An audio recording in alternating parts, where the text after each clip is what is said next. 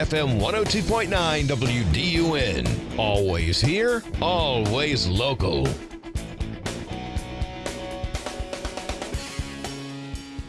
So I hate this issue. Really gets me. I've been thinking a lot about how are people going to look back at this period in history? Okay, and on this one, they will say, wow, they were insane. They wasted their time on this. They spent thousands of dollars. They wasted these justices' time today talking about this. It better be a 9-0 decision. The chyron at the bottom of our show this morning on Newsroom said, court weighs rights for female athletes. Well, call me when it says court weighs rights for male athletes. There are no females who are trying to play in men's sports. It's completely absurd. It should be 9-0, put a stop to it. And when any of these groups try to bring this case back up through to the Supreme Court, they should deny it.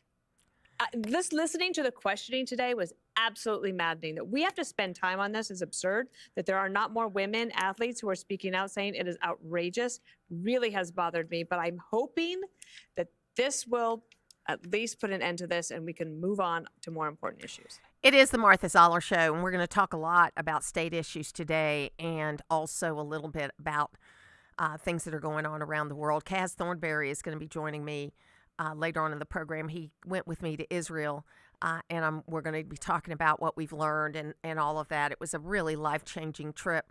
We'll also talk to Tony West from Americans for Prosperity, who is really one of the best organizations to be involved in related to conservative values, free markets, capital markets, that kind of thing.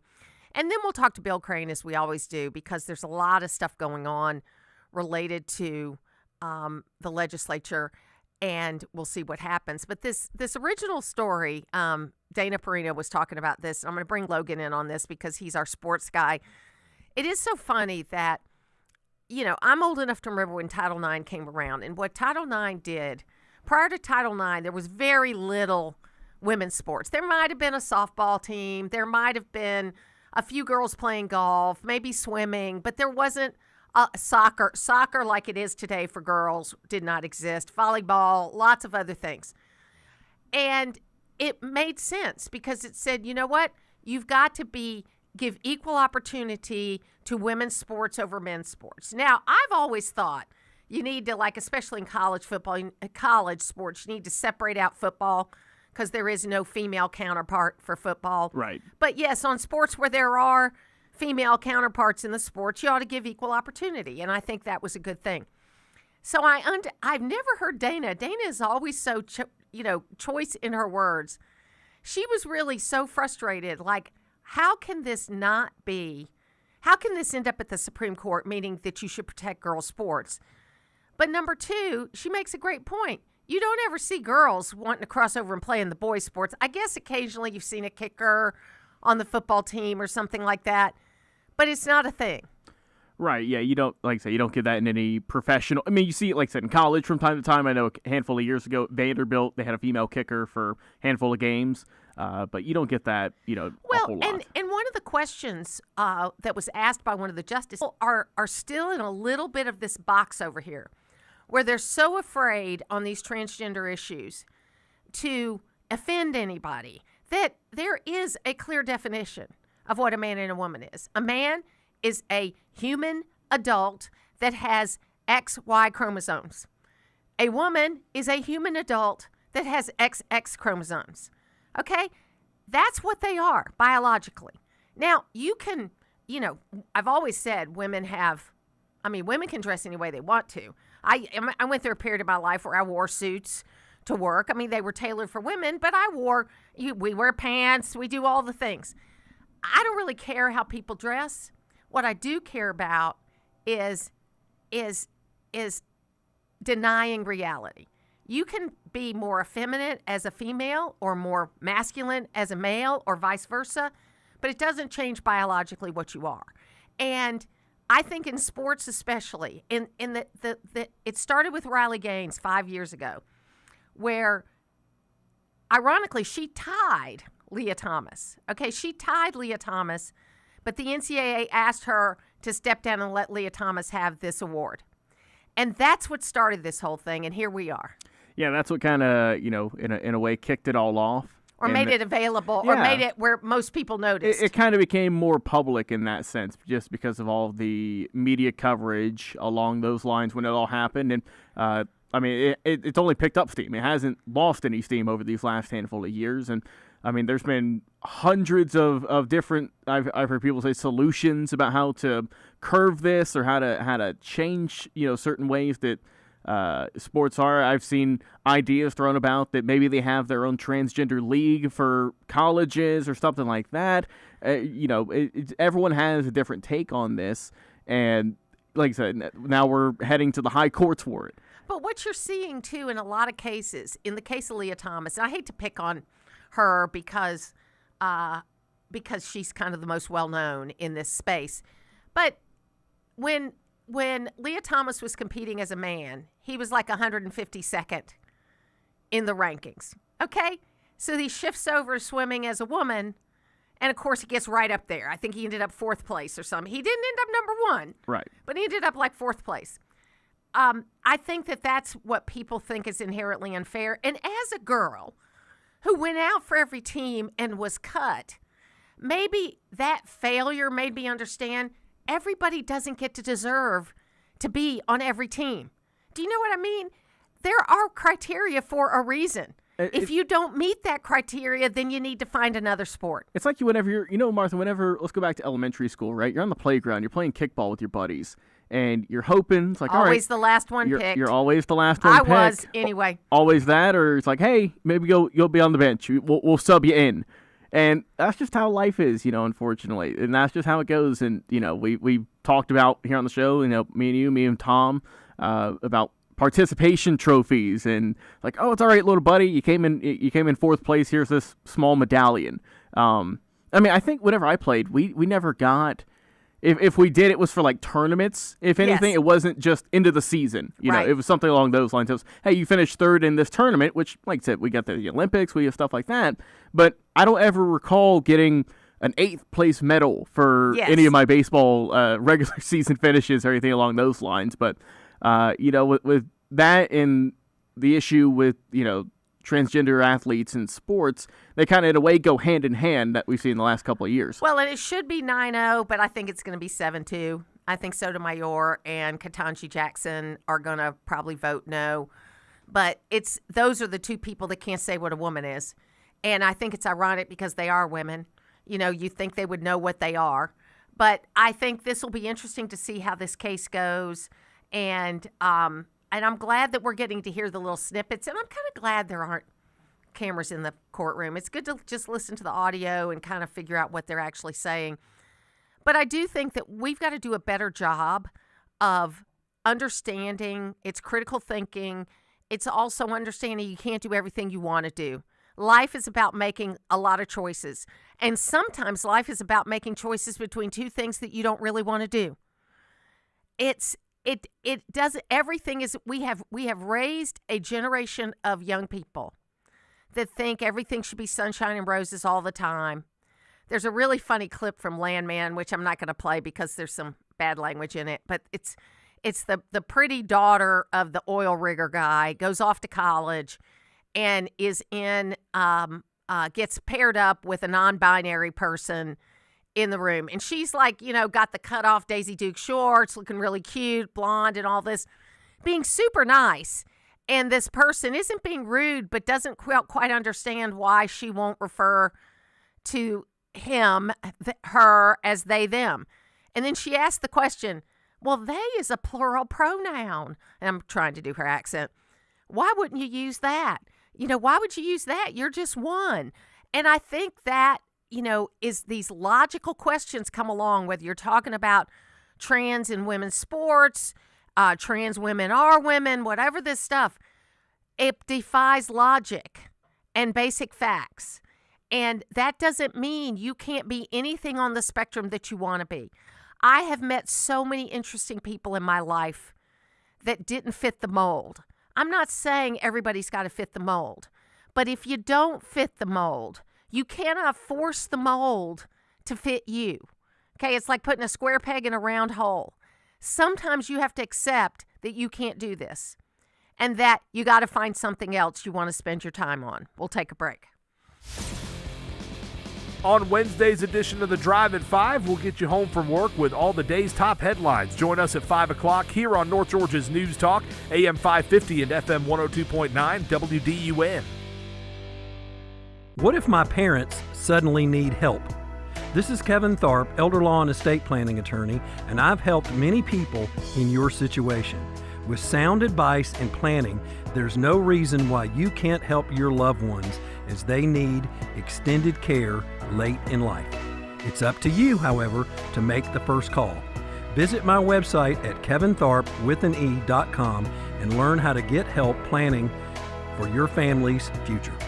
You wouldn't want someone you couldn't trust working on your family's HVAC and plumbing, so why would you call anyone but Gainesville Mechanical? They're your local, most trusted and award-winning HVAC and plumbing company in North Georgia. From maintenance appointments and clogged drains to plumbing emergencies and new system installations, their team is ready to serve you. And with their customer assurance maintenance plan, you can receive discounts, priority scheduling, and 24/7 no overtime rates. Gainesville Mechanical and Bryant, doing whatever it takes since 1989. Some car dealers want to sell you a car. At Hardy Chevrolet, we'd rather help you find the vehicle that's right for you.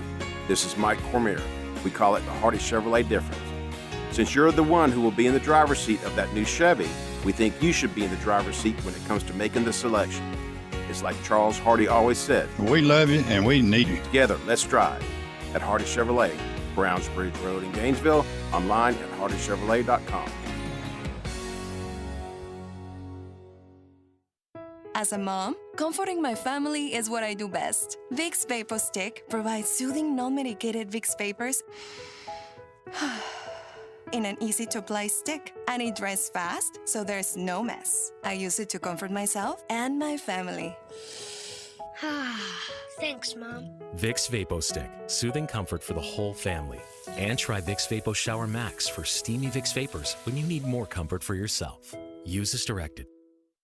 Welcome to the most wonderful time of the year, when millions of Americans open their credit card statements, scream in terror, and start looking for new ways to save money. If that's you, why not cut your wireless bill in half with a saver plan from Pure Talk? You'll get unlimited talk, text, and 3 gigs of high-speed data on a super-fast 5G network for just $20 a month. Ho, ho, ho. Just dial pound 250, say micro, and Pure Talk's U.S. customer service team will help you switch in minutes. Again, talk, text, and data for just $20 a month. Always here, always local. From the Access WDUN Hardy Chevrolet Newsroom, Northeast Georgia Health System CEO Matt Handley says acquisition of Longstreet Clinic is on pace for next month. Details at Access WDUN and coming up on North Georgia's News Talk. It's the Martha Zoller Show, presented by Gainesville Mechanical, from the Northeast Georgia Health System studio in downtown Gainesville on AM 550 and FM 102.9 WDUN. We are not even 2 weeks now into the new year, and it feels like a decade has passed. The U.S. captured Venezuela's former president, Nicolas Maduro. Reports are that as many as 12,000 protesters have been killed by Iran's government as Trump weighs intervention. Anti-ICE protesters have taken to the streets of Minneapolis after the shooting death of Renee Nicole Good. And tonight, we walked into not one but 2 exclusive news-making conversations. The CEO of General Motors on the future of American-made cars, and the President of the United States, Donald J. Trump, on the questions that matter most. You may not agree with everything you hear on this broadcast, but we trust you to listen, and we trust you to decide for yourself. It is the Martha Zoller Show. I would give CBS News a look. I think they're trying. They're still left-leaning, but they're including more voices, and I think that's important. Now, a couple of days ago, we got a question that came in about illegal immigrants and Social Security numbers and how do they file taxes. And I did a little digging into that because I had an old number, but it hasn't changed much, which says to me they really haven't done a lot of digging. But you cannot get a Social Security number theoretically if you're an illegal immigrant, okay? You can only get a tax ID number. Now, I'm not going to say that people don't figure out a way around that. There aren't people, that are trying to do things in a different way. But that is legally the way you're supposed to do it. And at this time, there are about 750,000 Hispanic tax filers, mostly Hispanic. There's there's maybe 2% Asian, other ethnicities, but most of them are Hispanic, that have gone in and gotten tax ID numbers and are filing taxes and are not legal immigrants. I have always said those guys should go to the front of the line because they are trying to pay their taxes, and we ought to figure that out. And we've got the data on them. But, that's too simple. That's too simple. Anyway, Kevin in Flowery Branch texted at 770-535-2911. And you can text there. That's the talk and text line for M&R Rental. You can call us there, too. He said, a couple of listeners were asking how states could ignore federal law. This is a very interesting history and a cause of a bitter feud between Andrew Jackson and South Carolina. Jackson is on record saying that he would hang John Calhoun. The debate is called the theory of doctrine of nullification. I'm not condoning what Minnesota and other states are arguing. I believe they are wrong in this case, but think about the states that opposed the Fugitive Slave Act. Love history and live free. Prayers for the people in Iran. Yeah, and I got another text message from Mark that lives in Flowery Branch, and he said, let's see, I want to get to it here.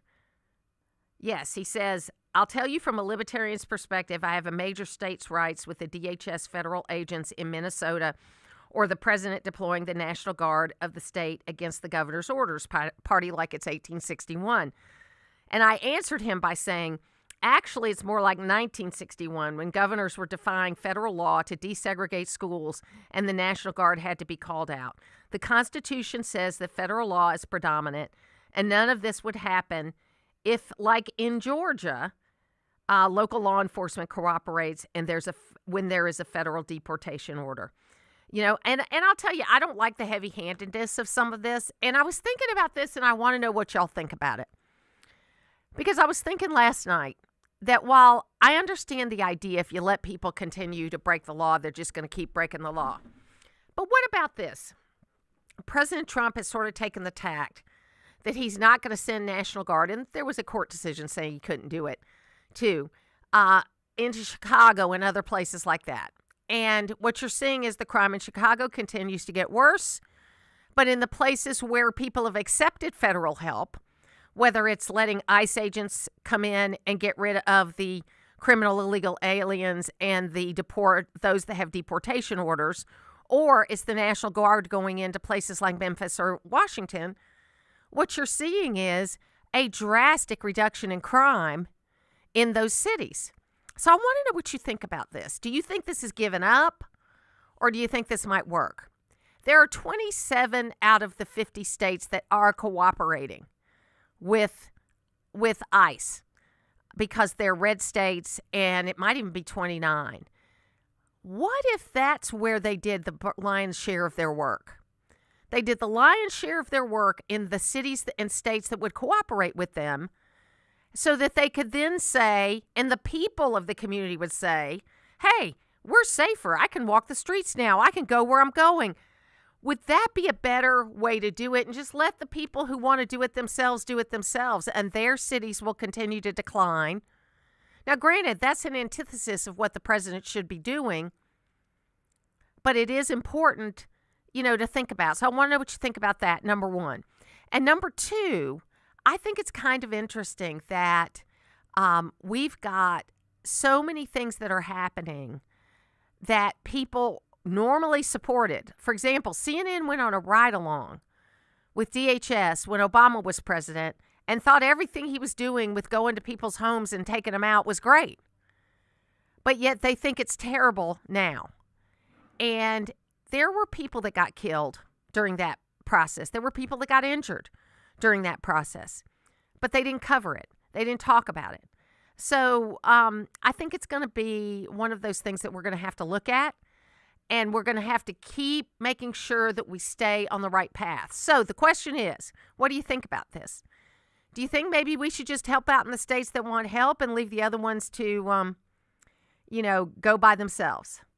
I don't know. The AJC has a story today on immigration arrest in Dalton, Georgia. It was 2 weeks ago. There was no violence, no efforts to impede, and no doors kicked in, no churches or school arrests. But it still gets the front page. And the AJC titled it, Dozens of Immigration Arrests shocked Dalton. It was chaos.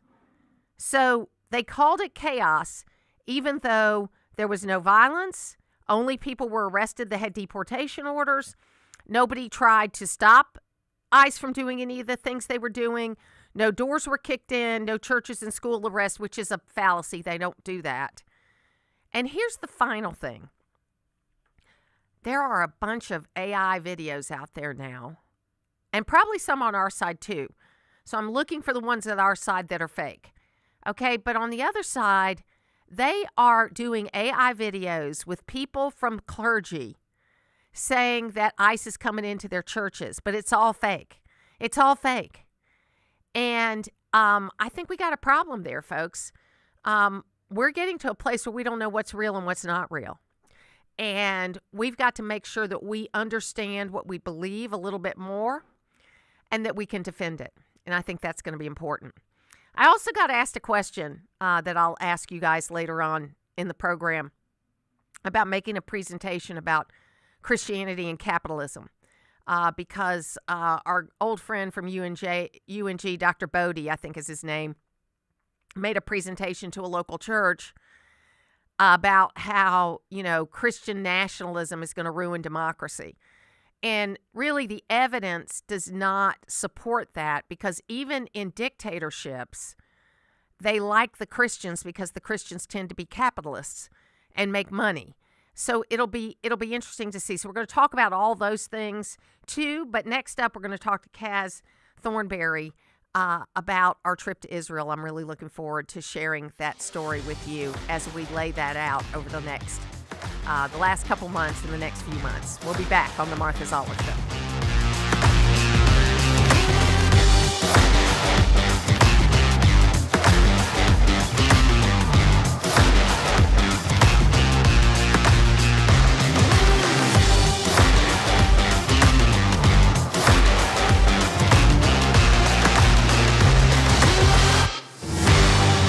Hey there, it's Cody Lovin, owner of Crawl Space Medic. Is your crawl space giving you trouble? Maybe it's moisture, structural issues, or even foul odors? Don't worry, my team and I, we've seen it all. At Crawl Space Medic, we specialize in crawl space repairs, encapsulations, and basement waterproofing, ensuring your home's foundation stays solid and protected. We're all about delivering top-notch service you can trust with solutions that last. Give me a call at 706-410-2400 or visit crawlspacemedic.com for a free evaluation.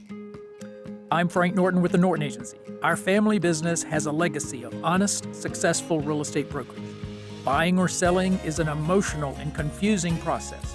We've been the trusted advocate for the best in home ownership. You need Norton now more than ever. Call us at 770-532-0022 or look for us on the web at gonorton.com. Our family serving North Georgia for 4 generations. We're talking with Mike Robertson of Oakwood Tire and More. And Mike, I understand you guys have moved. Where can we find you? 3440 Mabry Road, which is right off of Mountain View. Still offering the same services? We won't be doing alignments, but we'll be doing tires. Tires, brakes, batteries, tune-ups, those kind of things that normal maintenance repair. Sounds good. Give us the address one more time. Make sure we don't miss out. You can find us at 3440 Mabry Road at oakwoodtire.com or even the same phone number, 770-535-0943. Wild Card Weekend lived up to its name. Purdy delivers, end zone, caught, touchdown, McCaffrey! Up next, the Seahawks host the 49ers, followed by the Bills and the Broncos in Denver. Into the end zone, it's a Buffalo touchdown. Coverage begins Saturday at 3:30 on North Georgia's home of Super Bowl 60. WDUN Gainesville, WDUN FM Clarksville, Gainesville. Always here, always local. It's 9:30. Always here, always local. WDUN. From the Access WDUN Hardy Chevrolet Newsroom, I'm Steve Winslow, and State Senator for District 49, Drew Eccles, announced Tuesday he has notified Governor Brian Kemp that he would be stepping down as Senate floor leader. The news comes as Lieutenant Governor Burt Jones and the Senate Committee on Assignments appointed Eccles to be their new chairman for the Senate Economic Development and Tourism Committee. Northeast Georgia Health System CEO Matt Handley joined WDUN's Martha Zoller Show Tuesday and spoke about a number of topics that include continued efforts to improve the system's emergency care. care. Handley says the new green tower at Northeast Georgia Medical Center in Gainesville has helped, but he wants to see efficiency there continue to improve. The smaller facilities that have lower acuity will always be more efficient than bigger level 1 trauma centers. In the same breath, I'll tell you, having worked in a number of level 1 trauma centers, we'll never offer that as an excuse for not being efficient or offering high customer service. Martha's full interview with Handley can be found at Access WDUN, and environmental groups are urging the Public Service Commission to reconsider its approval of Georgia Power's plan to build around 10,000 megawatts of new power plants. They argue the PSC did not adequately assess the impact on residential customers and that the approval process was rushed, taking place before new PSC members joined in January. You'll find more news online at Access WDUN. Now here's your Access WDUN weather forecast. Good Wednesday morning, North Georgia. Cloudy skies and a slight chance of a rain shower today. Highs in the mid-50s. Mostly cloudy, a few flurries possible tonight, clearing and cold otherwise. Upper 20s early tomorrow. From the Access WDUN Weather Center, I'm meteorologist Holly Strano. In Clayton, 44 degrees, Sugar Hill, 47, and in Gainesville, 46. From North Georgia's News Talk, AM 550 and FM 102.9 WDUN. On-time service and experience matter for your home's heating and air system. For more than 40 years, Conditioned Air Systems has been North Georgia's solution for residential HVAC installation, maintenance, and repair. Family owned and operated, we deliver the highest quality service on any brand and model with no hidden fees, promising 100% satisfaction guaranteed. Comfort you can feel, quality you can trust. Visit conditionedairsystems.com to schedule an appointment. Looking for real farm fresh meat? At Potts Family Meats, we bring you beef the way it's meant to be. Raised locally, cut fresh, and packed with the quality only a family operation can deliver. From thick, juicy steaks to tender roast and the freshest ground beef in town, Potts Family Meats brings the farm straight to your table. No shortcuts, no long-distance shipping, just honest, homegrown beef you can trust. Stop in today and taste the difference or shop online at pottsbrosfarm.com to schedule your delivery. Potts Family Meats, farm fresh, family proud, always local. Use the Access WDUN Talk and Text line, presented by M&R Rental at 770-535-2911, and be part of the conversation. From the Northeast Georgia Health System studio in downtown Gainesville, it's the Martha Zoller Show on AM 550 and FM 102.9 WDUN. If you like peace, and if you like democracy, and if you like women being free, and if you like innovation, unleash these Persians. Well, I mean, I think what's happening in Iran may be the most important thing happening in the world. You're going to unleash 90 million people who come from one of the most creative, imaginative, and regal cultures in the history of the world, which could help all humanity tomorrow instantly. It's worth the fight to get them free. It is the Martha Zoller Show, and that's Van Jones. Which on anti-Semitism, on Israel, on most of these world events, he's right. I disagree with him on a lot of domestic issues, but he's right on these issues.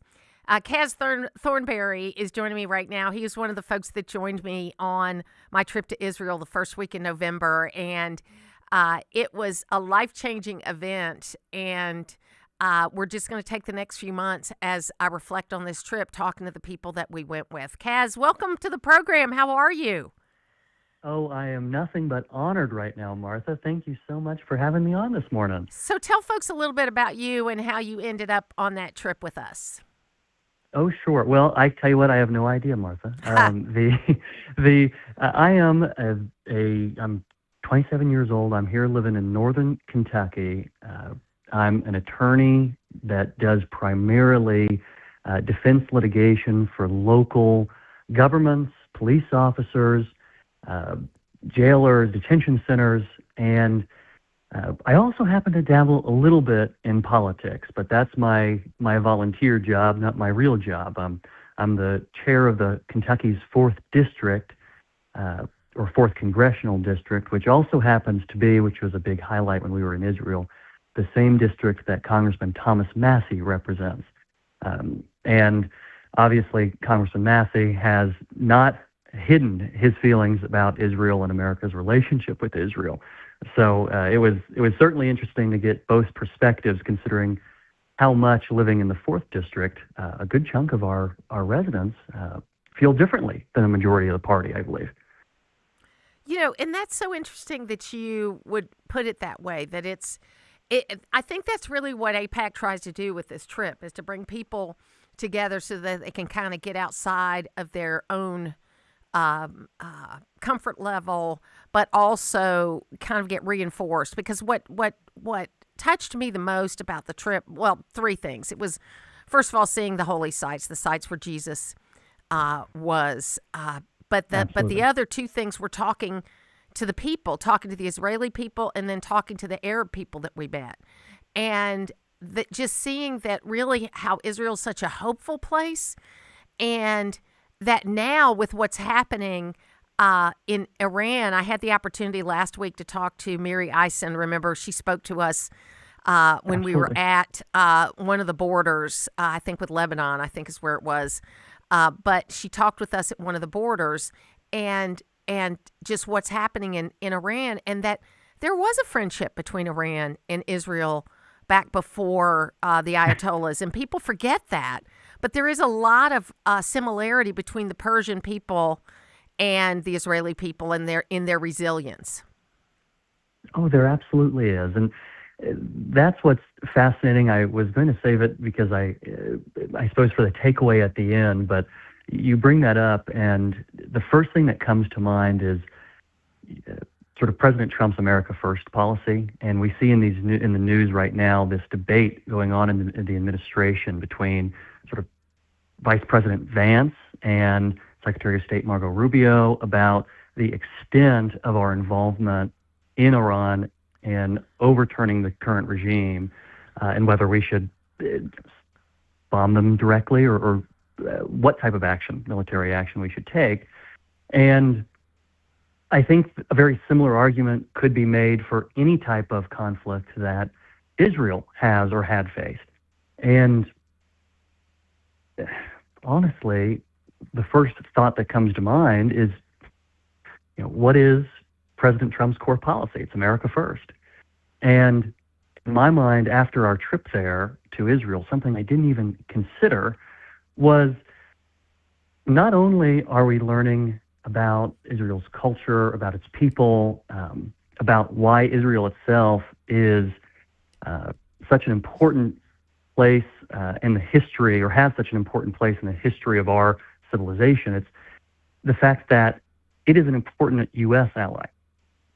And despite all the current back and forth over whether or not we should be allies with Israel, whether or not we should continue to support them in the way we do, what we've started to see is this growing contingent, and I believe you've talked about it before, both on the left and the right, of folks that have taken it past the policy disagreement, whether we should provide them aid, whether we should be involved militarily, but simply view the people of Israel and the state of Israel as an enemy to the United States, something that we should distance ourselves from. And I just think that should be categorically rejected when you approach this issue from an America First perspective. Yeah, and I think America First is not America only. I think a lot of people think of America First as it should be America only. And I think that's where the kind of the rub is between Vice President Vance. And I'm not saying it's a disagreement. A lot of people want to focus on that. But it's the rub between Vice President Vance and the president. Because while the president is certainly anti-war, I think he's shown that with all the things that he's done, he is not going to let people be taken advantage of. Now, what the role of America to do that, is a whole different story. And we're starting to see Congress take back some of their power in passing some of the appropriations bills on time and thank goodness we all got caught in the airport in the last shutdown. I don't want to see another one, and I want to see Congress do their job. But I think it's an interesting point that you bring up. So since you've been back, how has this trip kind of impacted your day-to-day life, if at all? I tell you what, it I think it instituted a level of gratefulness in my in my day-to-day life and how I view my family, my loved ones. And honestly, it made me proud to be an American, but also look at where we could do better. Israel, and when we were in Israel, we met with and spoke to so many young people. And most of those young people, if not all of them, were part of Israel's military.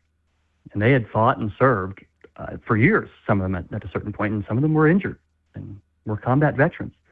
But they, despite that, and despite that struggle, despite the horrors that they saw, they were proud to defend their country.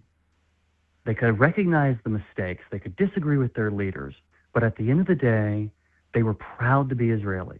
And they knew that above all else, their priority should be the well-being of their nation and the safety of their families within that nation. And something we see today here at home, and you asked me about day-to-day, in part, especially as a young person, I see this on social media every single day. Friends I went to law school with, undergrad with. There is a level of, this is an oversimplification, barely. They'll stomp their foot and say, I hate America. There's just something wrong with America. Well, no, there isn't. There simply isn't. We should love our country. We should promote our country. We should recognize that it has flaws, yes. But what Israel taught me and how I try to live every day since then, as I read the news, as I go to these political events, is to recognize that no matter what our disagreements are on the policy, it boils down to America first. We should love our country, and we should recognize that, because that will help solve some of the really toxic discourse, some of the hateful discourse that we've seen. And then, especially recently, we've seen the really unfortunate and violent results of not loving your country. I think when you look at some of the protesters in Minneapolis, you can see a level of disgust with the country in general that isn't focused on one particular act, that doesn't have much genuine reasoning or thought behind it. They're just angry. And that's reasonable, that's understandable, but it should still be informed by looking out for the country's best interests. Well, and be fact-based, which is, which is kind of what's saddening to me, and because I'm in the information world, that, even for me, I'll tell my listeners all the time, I may not be first with something because I'm going to make sure I'm accurate when I come out and comment. You might not agree with what I have to say, but I'm going to make sure that it's based on the actual story. And with AI and everything, there's a lot of videos coming out of Minneapolis right now that are AI videos. I'm not saying all of them, but you can't take everything that you see coming out of Minneapolis, or anywhere for that matter, at face value if you see it on social media first.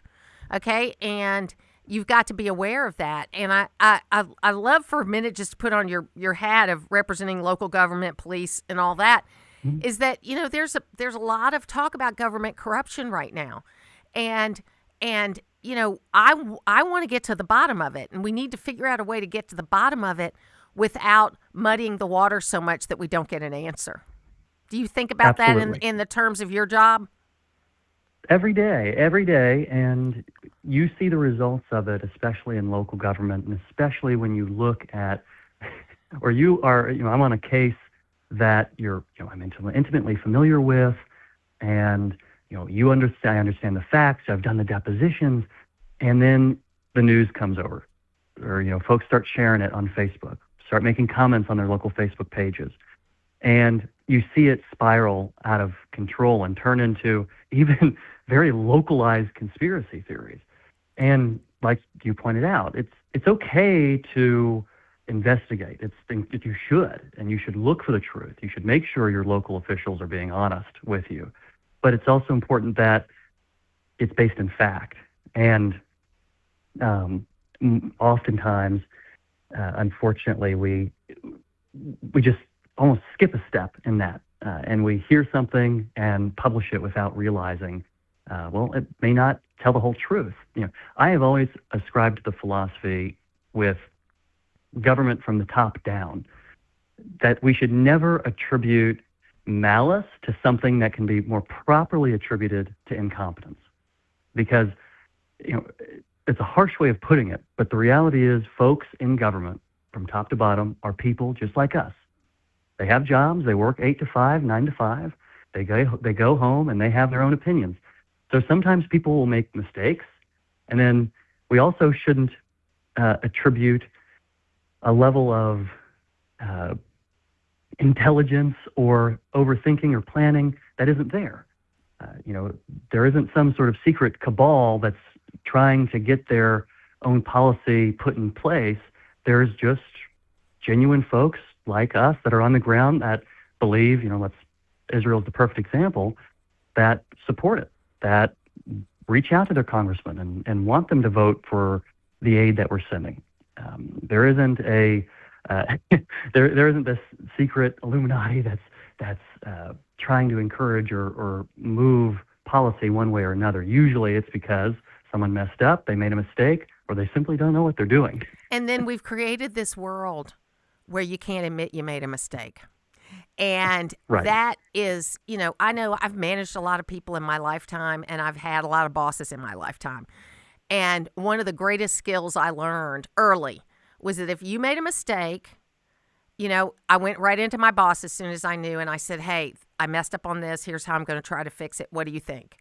Or the reverse, when I was managing people, I always told my folks, if I discover the mistake, it's going to be a lot worse than if you come and tell me you made a mistake, and I tried to give an open dialogue, but we don't allow that anymore. If someone makes a mistake, we vilify them instead of accepting it. John Kennedy had this thing called the Bay of Pigs, which I'm sure you read about.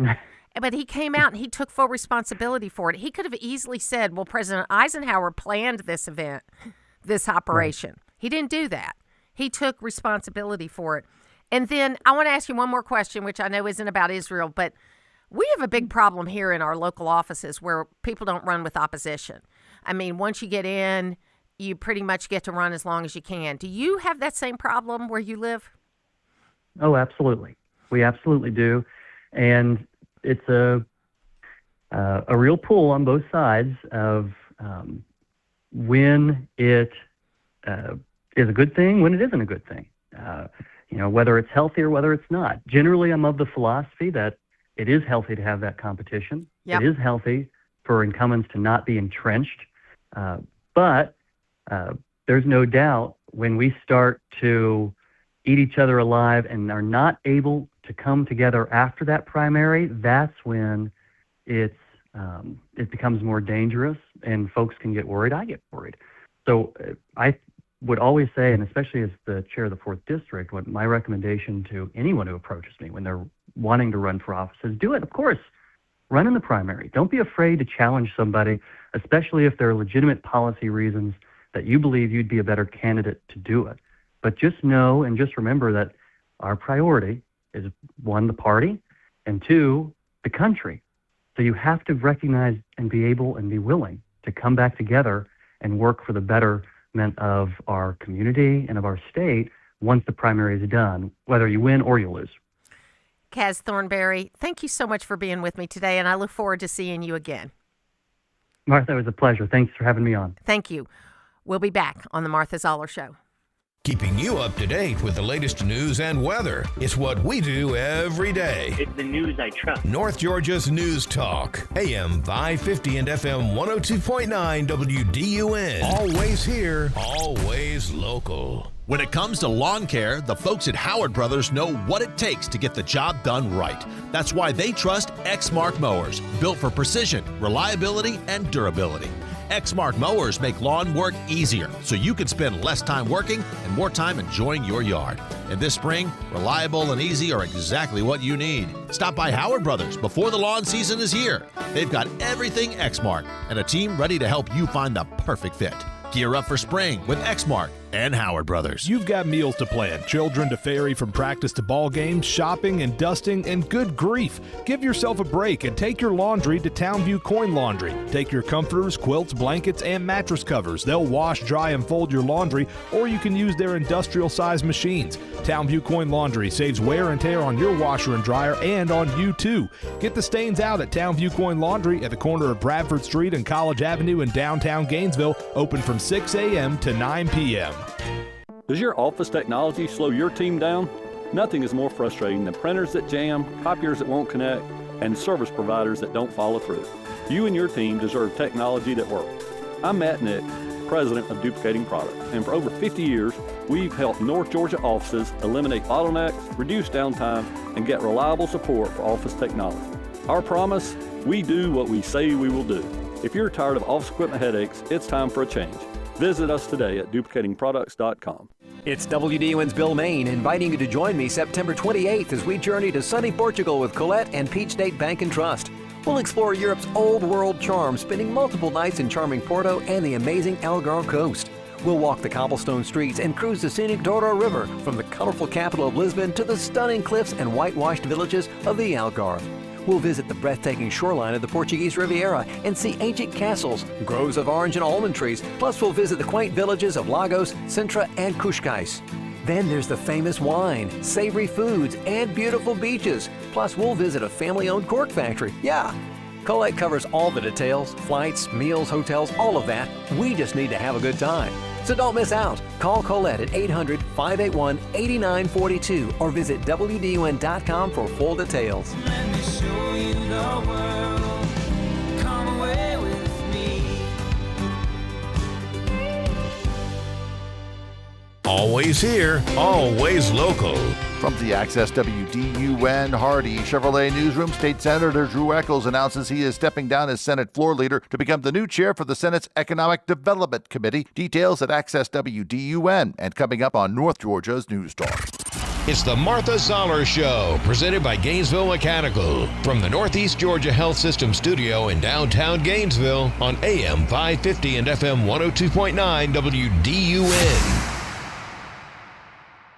Well, we went through a crazy period of time over the last 5 years where women were shut out of these spaces. When any athlete who stood up, they were shamed, they were criticized by the media, they were criticized by political activists, they were criticized by other politicians because they just wanted to have safe spaces in sports. They wanted to be protected and given the opportunity to participate in sports. But I think all of a sudden people started realizing that it didn't make sense. When you saw these athletes who were clearly males who were competing and dominating in sports, when you saw this young lady who, I think we all saw the video of a young lady playing volleyball who was hit in the face at such a tremendous strength and speed that she actually has damages for the rest of her life. It is the Martha Zoller Show, and of course the Supreme Court is hearing this case. I keep thinking about when we talk about this issue, when the women's soccer team, the national women's soccer team, when they were number one in the world, they played a high school soccer team from Texas, a boys' high school soccer team, and they lost 2 out of 3. Okay, so it wasn't like the boys got lucky with one game. They lost 2 out of 3. And then the Williams sisters, I think it was the Williams sisters, both of them, played some boys in tennis, high school boys in doubles. I believe you're right. And they were ranked like 150th or something like that. And they lost. And Venus is really one of the most outspoken on this because she's like, and they are...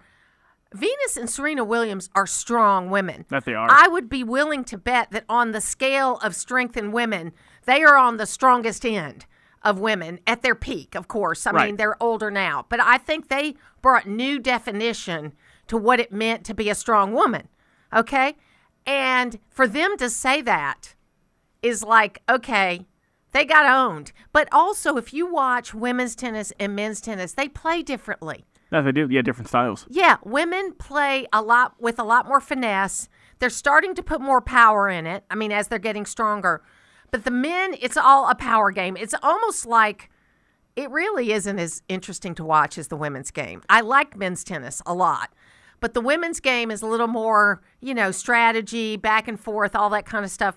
The men's game is just like, how fast can you serve? I was about to say, what's the top speed for your serve? Can you hit 115, 120 while keeping it in? And for, like I said, for the very limited, because I don't watch it a whole lot, but if like Wimbledon or a major tournament's going on, I'll tune in for a little while. But I've noticed, for the women's side, it's more, like I said, of course they have, good power, good speed, obviously. You have to if you're a professional tennis player, but they utilize, the sidelines more. They utilize angles and, kind of drop shots and stuff along those lines. And obviously when you're talking about professional sports, you are in the nth of the nth of the nth in the particular sport you're playing, because that pyramid top is very small when you get into the professional side. But college sports is kind of like that too. The number that drop off. I think what we need to do a better job is, one, offer more opportunities for kids to play intramural sports and more opportunities for kids to play pickup games. There are too many fields around this community and other places that you can't just walk onto, play a game. And part of it is because people don't know how to act. Okay, you get this ability to use a field and then you don't leave it the way you found it. I don't care who you are. I don't care if there's a sign posted. I don't care any of this. If you go onto a field and you play a pickup game, when you leave that field, except for maybe a few marks in the dirt because you ran on the dirt, it ought to look as good or better than when you came. The trash should be in the trash can. Or take your trash with you, people. So I guess we were the last. I think my kids are considered the age of the last roaming kids, where, like you kicked them out of the house in the morning and you told them to be back before dark in the summertime. Or you kicked them out of a house in the morning and they were only supposed to come home to eat. That's when they checked in. They didn't have phones. You didn't have trackers on them. You didn't have any of that kind of stuff. And no, kids were not just disappearing all over the place, okay? That number really hasn't changed from 50 years ago and now, okay? Unfortunately, sad things happen sometimes. But the court case is going to be really interesting to watch, because they're trying to already twist themselves up in the arguments, and it's not going to work. We'll be back on the Martha Zoller Show.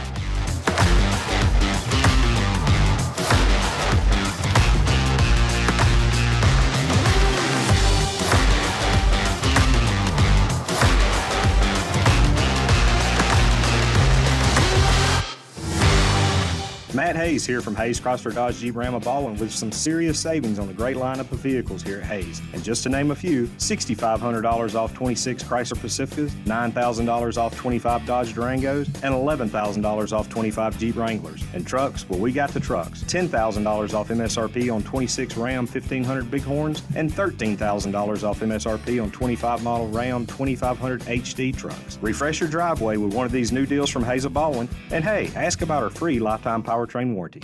Are you 50 or older? This news is for you. The CDC recommends you get vaccinated against pneumococcal pneumonia. Even if you're healthy, your age puts you at risk. People 50 or older are over 6 times more likely to be hospitalized with pneumococcal pneumonia compared to adults 18 to 49. Just one shot can help protect you. Learn more and schedule at vaxassist.com. That's VAXassist.com. Sponsored by Pfizer. As a mom, comforting my family is what I do best. Vicks Vapor Stick provides soothing, non-medicated Vicks vapors in an easy-to-apply stick, and it dries fast, so there's no mess. I use it to comfort myself and my family. Thanks, Mom. Vicks Vapor Stick, soothing comfort for the whole family. And try Vicks Vapor Shower Max for steamy Vicks Vapors when you need more comfort for yourself. Use as directed. WDUN Gainesville, WDUN FM Clarksville, Gainesville. Always here, always local. It's 10 o'clock. Thanks, but no thanks. I'm Dave Anthony, Fox News. That's what the foreign ministers of Greenland and Denmark may tell Vice President Vance and Secretary of State Marco Rubio at a meeting this hour in Washington. They don't want the U.S. to take over the Danish territory, but President Trump keeps insisting. In a Truth Social post, Fox's Chris Foster reads, NATO becomes far more formidable and effective with Greenland in the hands of the United States. Anything less than that is unacceptable. He also writes, It is vital for the Golden Dome that we are building. That's the missile defense system the Pentagon's developing. The post comes a day after Greenland's Prime Minister Jens Frederik Nielsen said, Greenland will not be part of the USA. We choose the Greenland we know today, which is part of the Kingdom of Denmark.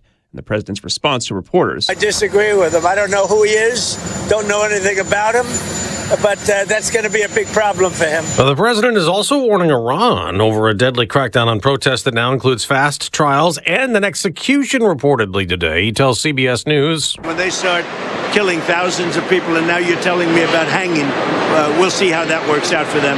It's not going to work out good. As he considers possible military action, Iran could consider retaliation. So Fox has learned some U.S. military personnel have been told to leave bases in the Middle East. It's been a week now since the deadly ICE shooting in Minneapolis.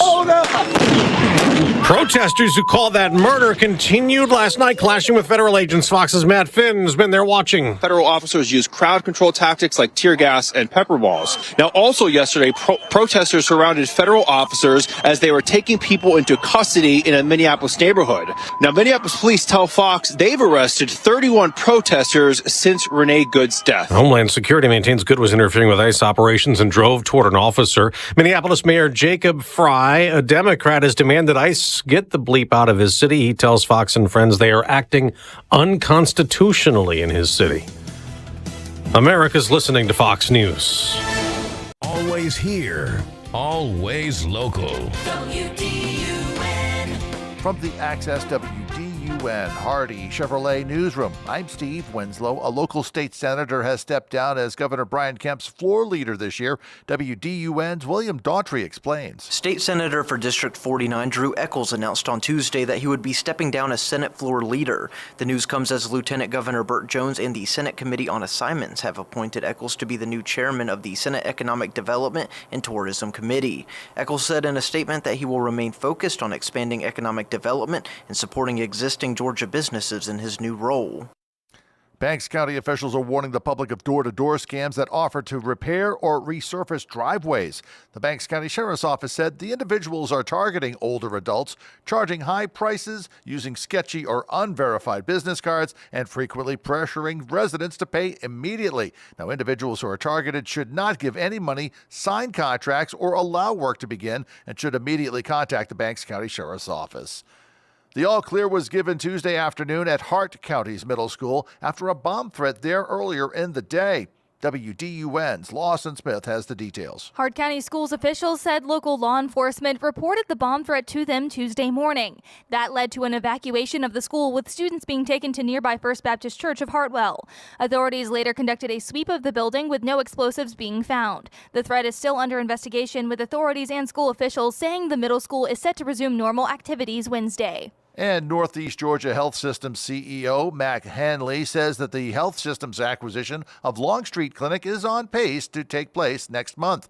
Hanley spoke with WDUN's Martha Zoller show Tuesday, saying that he's excited for what the merger will mean for healthcare in this area. What we look forward to is the fact that together, we have more possibilities of continuing to build things like clinical programs that were harder to do before and continue to provide care like we've been doing in the community. The two Gainesville-based healthcare providers announced the planned merger last year.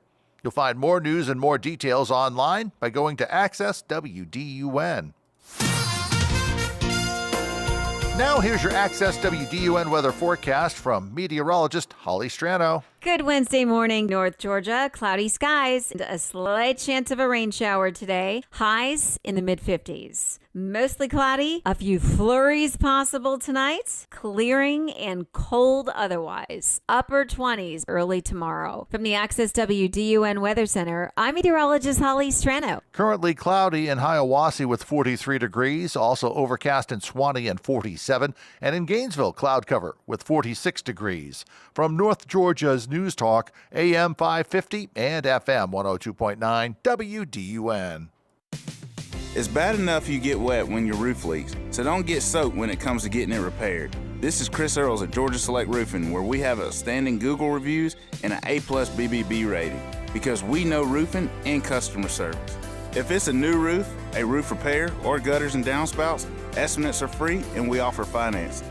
See us online at georgiaselectroofing.com or call me at 678-316-6899. At Georgia Select Roofing, we have you covered.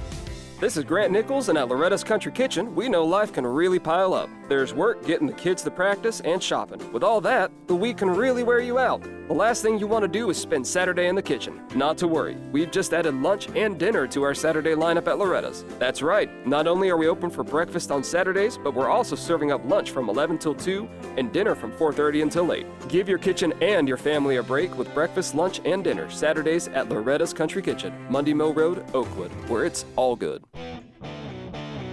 Talking about the issues that affect you most. It's the Martha Zoller Show, presented by Gainesville Mechanical. Now from the Northeast Georgia Health System studio in downtown Gainesville, here's Martha Zoller on AM 550 and FM 102.9 WDUN. Always here, always local.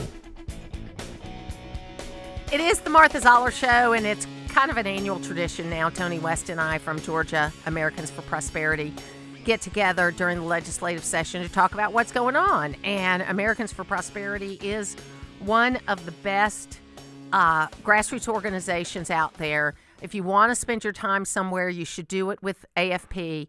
And they're capitalists, and I love that about them. Free marketers, I love that about them. Tony West, welcome back to the program. How are you? Martha, it's great to be back. Great. I'm doing well. How are you? Good. So were you at Eggs and Issues? Oh, I was not. I missed it this year. Yeah, I'm me looking too. forward to catching up on all the reporting, though. Yeah. So give us just a recap of what's happened so far, because there's been a lot of proposals related to taxes. There's been a lot of things that are happening. And the governor just announced a huge amount of spending on infrastructure at Eggs and Issues. So we'll see how all that goes. Yeah. I thought we could talk a little bit about taxes today. Last week, a Senate committee released a proposal to phase out the state income tax by 2032. At AFP, we are excited about that. That's a long-term goal, is to see the state income tax phased out and allow people to keep more of their hard-earned money. I think that'd be great for families, but also great for the long-term competitiveness and vibrancy of the economy.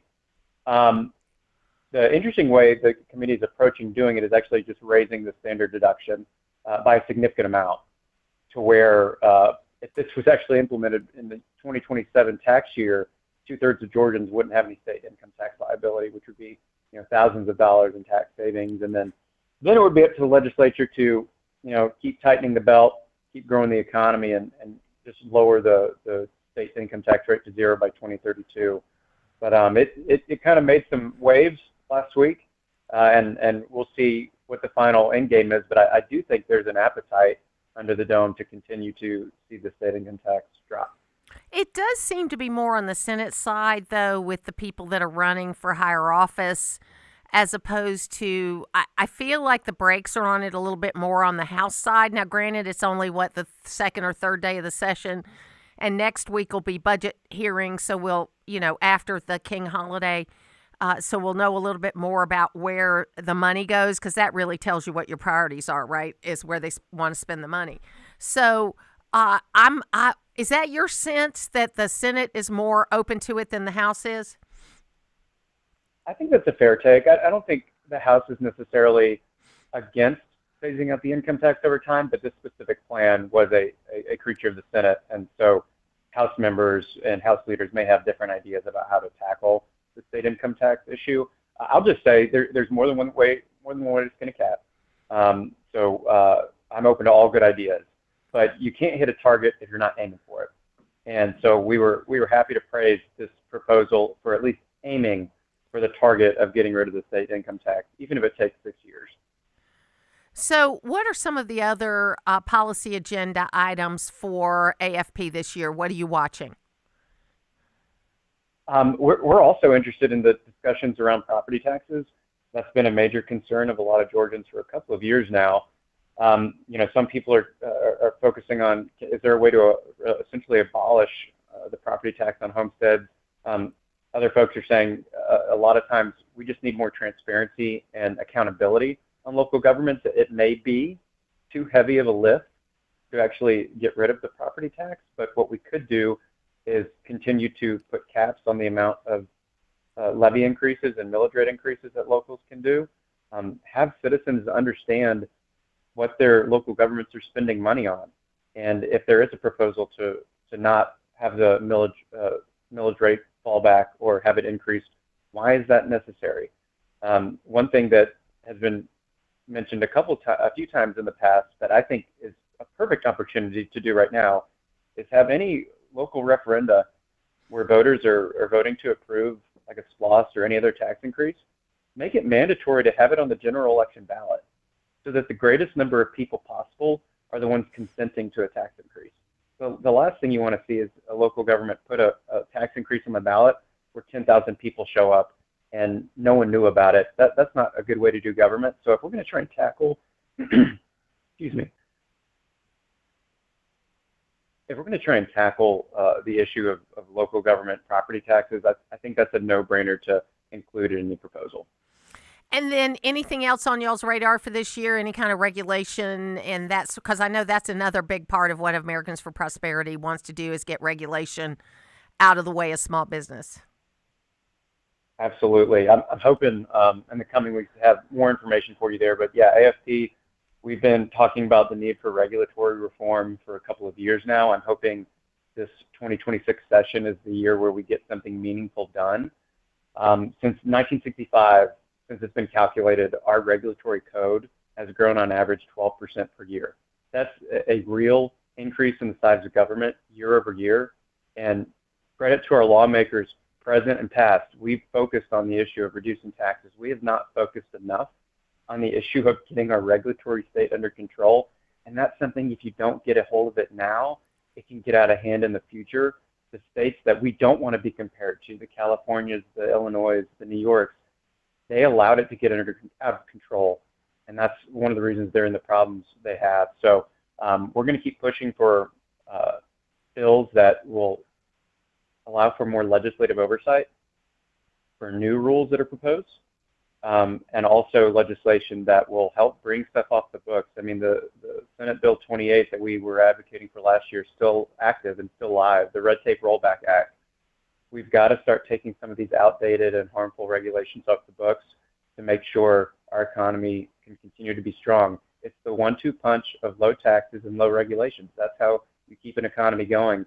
And AFP is going to make sure the legislature keeps their eye on the ball and gets regulatory reform done this year. So, Tony West, if people want to know more about AFP Georgia or get involved, how can they do that? You can go to afpgeorgia.com. We also have a new website up, peachstateplaybook.org. I'd encourage you to look at that as well. Well, thank you for being with us today. I appreciate it very much. Thanks, Martha. Thank you. And, you know, I think that it's important that we look at all of these issues and we get involved in as much as we can, because, and it goes back to what I threw out there at kind of the beginning of this, that at the beginning of the show today, maybe what we need to focus on federally is on the states that are cooperating. And in accepting things like disasters and things like that, let the other states that want to be out on their own be states' rights and be out on their own. And let's see what happens. Let's see where the people go. We're already seeing it. Let's see where the people go. We know that the 2020 census was terrible. Okay, a lot of undercounting, especially in red states. So we're going to look even better when the 2030 census comes along. And we need to make sure that we give people a reason to move where things are the best for them. People move here because things are the best for them and they can do well for their family. We'll be back.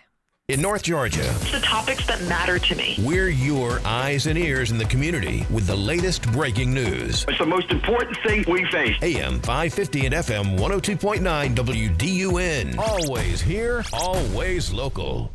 This is Mike Cormier, General Manager at Hardy Chevrolet.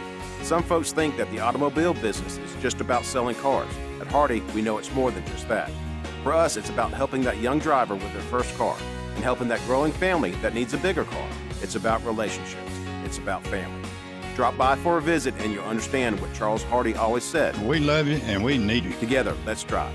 At Hardy Chevrolet, Browns Bridge Road in Gainesville, online at hardychevrolet.com. Hello, I'm Greg Beatles, president of your Atlanta Falcons and also proud supporter of Eagle Ranch. My family and the Falcons have been involved with the ranch for many years.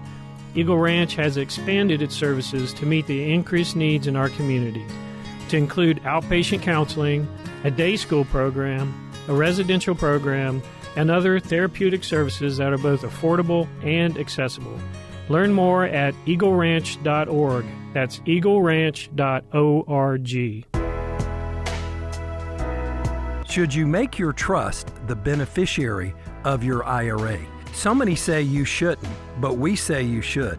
This is Kevin Tharp, elder law and estate planning attorney, and if you want your IRA to be protected for your surviving spouse, children, or family, then you should leave it to them at your death through a trust. For more information, go to my website, kevintharp.com. With the start of a new year, it's also the start of spring prep. The best thing you could do right now is to get your equipment work ready so you won't have any downtime. That's why Howard Brothers trusts Kawasaki parts, the parts that keep your equipment running at peak performance. Whether you're gearing up new projects or maintaining your machines, Kawasaki parts keep your engines running stronger, longer. Stop by Howard Brothers for the Kawasaki parts you need to get the job done right. The grass is always greener when you take care of it with Kawasaki and Howard Brothers. You wouldn't want someone you couldn't trust working on your family's HVAC and plumbing, so why would you call anyone but Gainesville Mechanical? They're your local, most trusted and award-winning HVAC and plumbing company in North Georgia. From maintenance appointments and clogged drains to plumbing emergencies and new system installations, their team is ready to serve you. And with their customer assurance maintenance plan, you can receive discounts, priority scheduling, and 24/7 no overtime rates. Gainesville Mechanical and Bryant, doing whatever it takes since 1989. Always here, always local. From the Access WDUN Hardy Chevrolet newsroom, the all clear given Tuesday at Hart County Middle School after a bomb threat earlier in the day. Details at Access WDUN and coming up on North Georgia's News Talk. Use the Access WDUN Talk and Text line, presented by M&R Rental at 770-535-2911, and be part of the conversation. From the Northeast Georgia Health System studio in downtown Gainesville, it's the Martha Zoller Show on AM 550 and FM 102.9 WDUN. It is the Martha Zoller Show, and you can join us on the phones at 770-535-2911. I look forward to hearing from you. What do you want to see in the legislative session? You know, the governor, I almost said president, maybe he'll run for president. I don't know. But the governor was talking about infrastructure and spending a lot of money, around $2 billion on infrastructure. There is still a lot of money in the rainy day fund, much more than we really need. It's about half the budget. And most people think 10% to 20% of the budget. So there's several $1 billion that could be taken out and spent on one-time things and, make people better. Or should that money, 30%, so if we put, most people say 10%, but I'm conservative. So let's say we put 20% aside of the $16 billion, which is roughly half of the budget. What if we put 20% aside?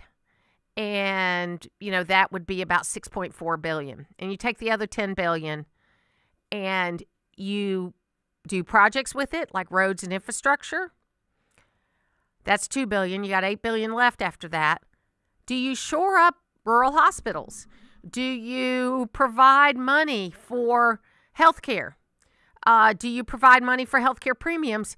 Or do you give checks back to the people that gave you the money, which are the taxpayers, and see what they do with it?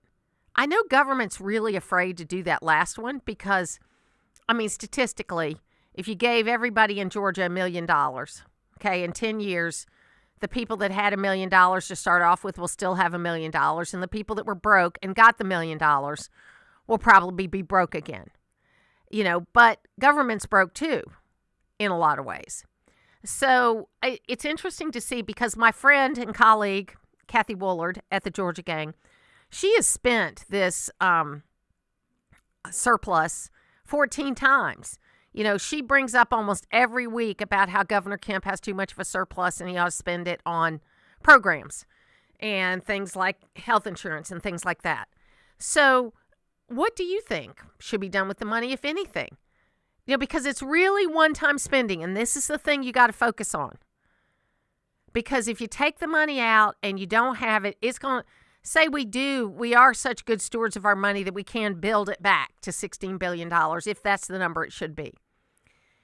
It's still going to take time to be able to do that and to be able to be a part of that particular discussion.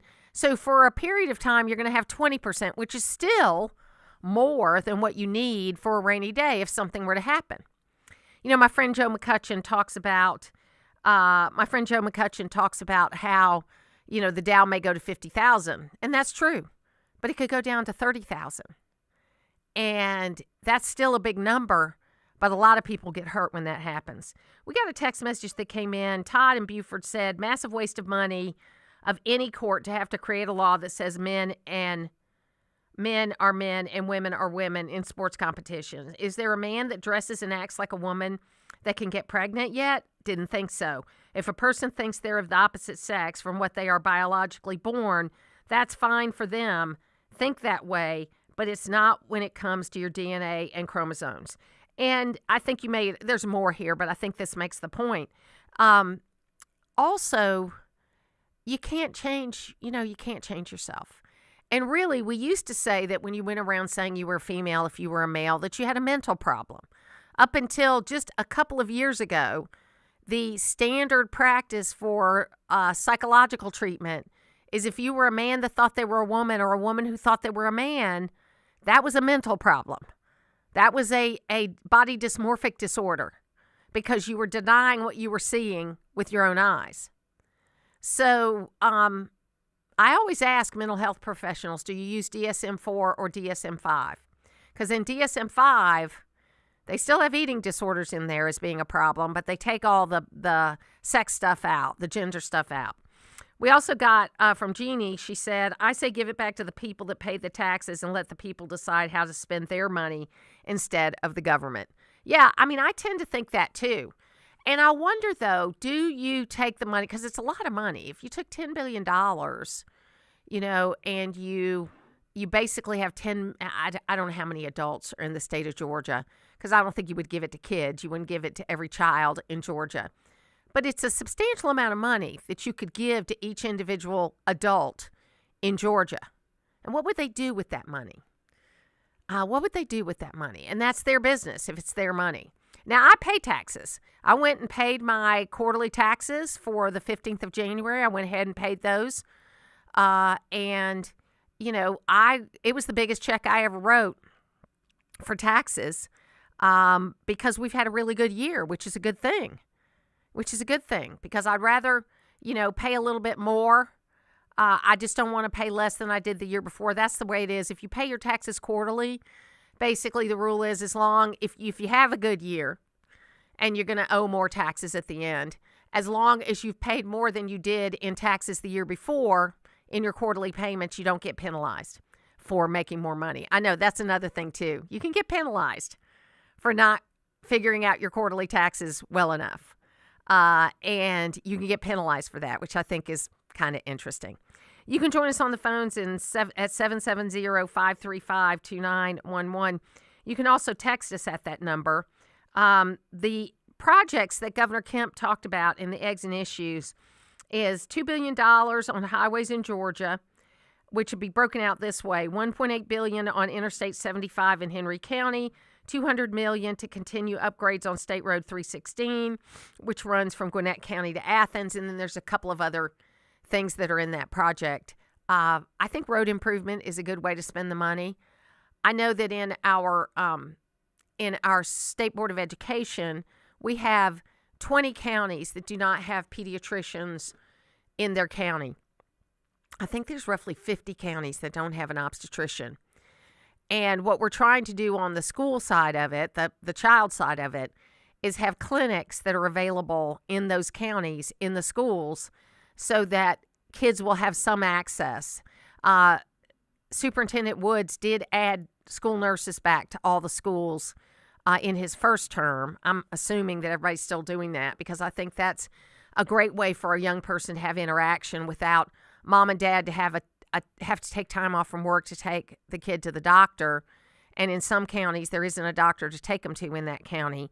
So having the school nurses, number one, but also possibly a clinic, number two. Now, my big problem with it initially is where we tried it out, we're in urban areas where there was plenty of access to primary care.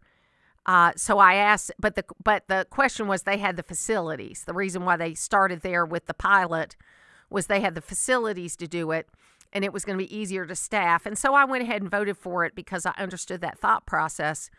But the thing I push for, and I'll be going to the meeting tomorrow, the thing I push for is to try to make sure that we've got that access in the counties that don't have as good of healthcare access.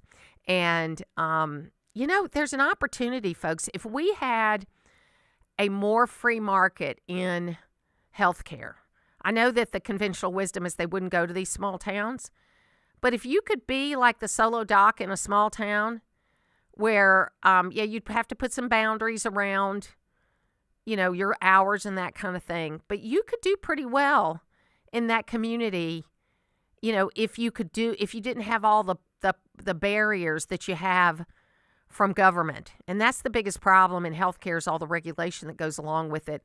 And the fact that, so much of the healthcare is government paid.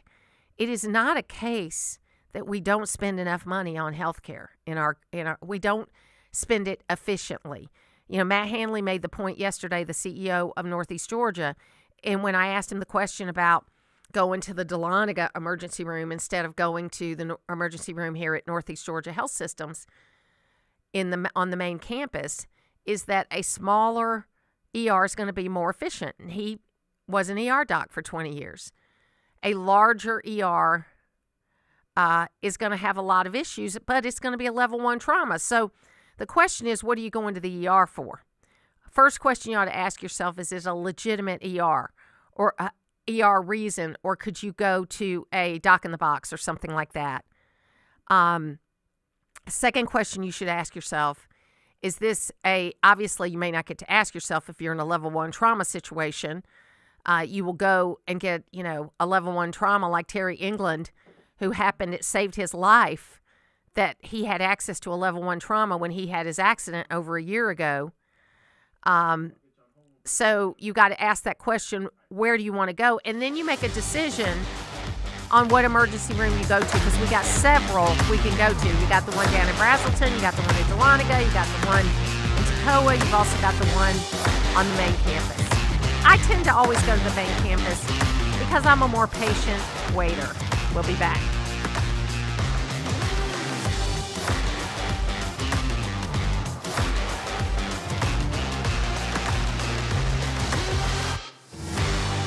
Looking for real farm fresh meat? At Potts Family Meats, we bring you beef the way it's meant to be. Raised locally, cut fresh, and packed with the quality only a family operation can deliver. From thick, juicy steaks to tender roast and the freshest ground beef in town, Potts Family Meats brings the farm straight to your table. No shortcuts, no long-distance shipping, just honest, homegrown beef you can trust. Stop in today and taste the difference, or shop online at pottsbrosfarm.com to schedule your delivery. Potts Family Meats, farm fresh, family proud, always local. As a mom, comforting my family is what I do best. Vicks Vapor Stick provides soothing, non-medicated Vicks vapors in an easy-to-apply stick, and it dries fast, so there's no mess. I use it to comfort myself and my family. Thanks, Mom. Vicks Vapo Stick, soothing comfort for the whole family. And try Vicks Vapo Shower Max for steamy Vicks vapors when you need more comfort for yourself. Use as directed. Hey, can you blow up some balloons for Jack's party? I can't. I'm so congested. You need Sinex Saline from Vicks. Sinex Saline Nasal Spray? Yeah, just Sinex. Breathe. Sinex Saline instantly clears everyday congestion associated with colds and year-round allergies with a gentle, ultra-fine mist that's no mess and easy to control. Daddy, we need more balloons. On it. Enjoy life's important moments without congestion. Try Sinex Saline from Vicks. Just Sinex. Breathe. Use as directed. NFL Division playoff action continues Sunday on WDUN. It's the 6th sack of the day. Milton Williams wraps him up and slams him down. Up first, the Patriots host the Texans, followed by the Rams and Bears at Soldier Field. Sunday playoff action kicks off at 2 on North Georgia's station for Super Bowl 60. WDUN Gainesville, WDUN FM Clarksville, Gainesville. Always here, always local. It's 10:30. Fox News, I'm Lillian Wu. The Supreme Court out with two rulings this morning, one involving a federal firearms offense and whether double jeopardy principles apply, the other about law enforcement entering a home without a search warrant. No word on when justices will rule on a case marking a major test in presidential powers. At issue, President Trump's tariffs and their legality. The High Court is hearing arguments in another high-profile case brought by transgender women contesting the legality of their state's ban on transgender female athletes. The broad issue in question, whether gender identity is covered by laws prohibiting sex-based discrimination like Title IX, and how biology factors into fairness in sports. Some female athletes who spoke out in front of the court yesterday feel when they're forced to physically compete with males, equal opportunity is lost. Fox's Alexandria Hoff, America's listening to Fox News. Always here, always local. From the Access WDUN Hardy Chevrolet Newsroom, I'm Steve Winslow, and State Senator for District 49, Drew Eccles, announced Tuesday he has notified Governor Brian Kemp that he would be stepping down as Senate floor leader. The news comes as Lieutenant Governor Burt Jones and the Senate Committee on Assignments appointed Eccles to be their new chairman for the Senate Economic Development and Tourism Committee. Northeast Georgia Health System CEO Matt Handley joined WDUN's Martha Zoller Show Tuesday and spoke about a number of topics that include continued efforts to improve the system's emergency care. Handley says the new Green Tower at Northeast Georgia Medical Center in Gainesville has helped, but he wants to see efficiency there continue to improve. The smaller facilities that have lower acuity will always be more efficient than bigger level 1 trauma centers. In the same breath, I'll tell you, having worked in a number of level 1 trauma centers, we'll never offer that as an excuse for not being efficient or offering high customer service. Martha's full interview with Handley can be found at Access WDUN, and environmental groups are urging the Public Service Commission to reconsider its approval of Georgia Power's plan to build around 10,000 megawatts of new power plants. They argue the PSC did not adequately assess the impact on residential customers and that the approval process was rushed, taking place before new PSC members joined in January. You'll find more news online at Access WDUN. Now here's your Access WDUN weather forecast. Good Wednesday morning, North Georgia. Cloudy skies and a slight chance of a rain shower today. Highs in the mid-50s. Mostly cloudy, a few flurries possible tonight, clearing and cold otherwise. Upper 20s early tomorrow. From the Access WDUN Weather Center, I'm meteorologist Holly Strano. In Clayton, 44 degrees, Sugar Hill, 47, and in Gainesville, 46. From North Georgia's News Talk, AM 550 and FM 102.9 WDUN. Does your office technology slow your team down? Nothing is more frustrating than printers that jam, copiers that won't connect, and service providers that don't follow through. You and your team deserve technology that works. I'm Matt Nick, president of Duplicating Products, and for over 50 years, we've helped North Georgia offices eliminate bottlenecks, reduce downtime, and get reliable support for office technology. Our promise, we do what we say we will do. If you're tired of office equipment headaches, it's time for a change. Visit us today at duplicatingproducts.com. You've got meals to plan, children to ferry from practice to ball games, shopping and dusting, and good grief. Give yourself a break and take your laundry to Townview Coin Laundry. Take your comforters, quilts, blankets, and mattress covers. They'll wash, dry, and fold your laundry, or you can use their industrial-sized machines. Townview Coin Laundry saves wear and tear on your washer and dryer and on you, too. Get the stains out at Townview Coin Laundry at the corner of Bradford Street and College Avenue in downtown Gainesville, open from 6 a.m. to 9 p.m. It's the Martha Zoller Show, presented by Gainesville Mechanical. From the Northeast Georgia Health System studio in downtown Gainesville on AM 550 and FM 102.9 WDUN. Unlike most politicians, I'm willing to admit when I made a mistake, and I certainly made a mistake with several issues, guns being one, but specifically abortion. You know, Kamala Harris on the campaign trail really got my attention when we talked at great lengths about abortion. We talked about this notion of regardless of what our own personal beliefs are, and I would argue that no two people have the exact same personal beliefs on abortion in this room.